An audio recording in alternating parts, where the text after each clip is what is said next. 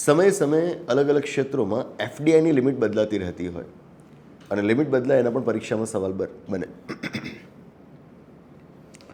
Insurance sector, વીમા ક્ષેત્ર, એમાં અત્યાર સુધી એફડીઆઈની લિમિટ હતી 74%, 74%.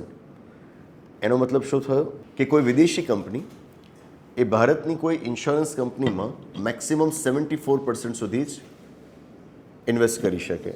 મતલબ શું થયો? 26% શેર મિનિમમ હોવો જોઈએ કોઈક ઇન્ડિયન પાસે.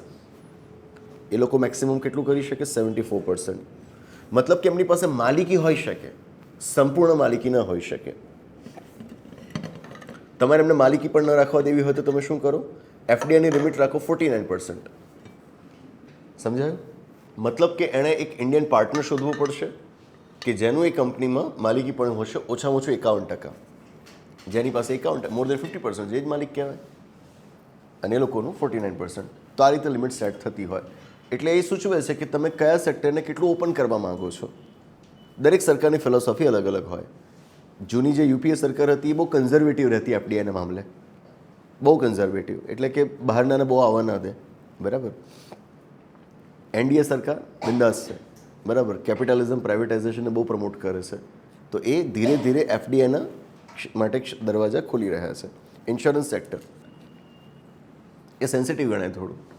ભારતની અંદર ઇન્સ્યોરન્સ સેક્ટરને મેનેજ કરવા માટે તમારી પાસે સંસ્થા પણ છે, એડાઈ, insurance regulatory and development authority of India. બરાબર.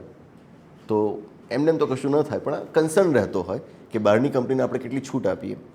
74% સુધી આપણે એમને છૂટ આપેલી હતી. એફડીઆઈની લિમિટ 74% હતી. એમાં એ લોકોને કન્સર્ન હતા. હવે સરકારે એને 100% કરી નાખ્યું છે. એટલે કે સાવ ફોરેન કંપની તમારા ઇન્સ્યોરન્સ સેક્ટરમાં હવે હોઈ શકે કે જેમાં એનો કોઈ પણ ઇન્ડિયન પાર્ટનર ન હોય, ઇન્ડિયનનું કોઈ 1% પણ એમાં શેર હોલ્ડિંગ ના હોય. પોસિબલ છે.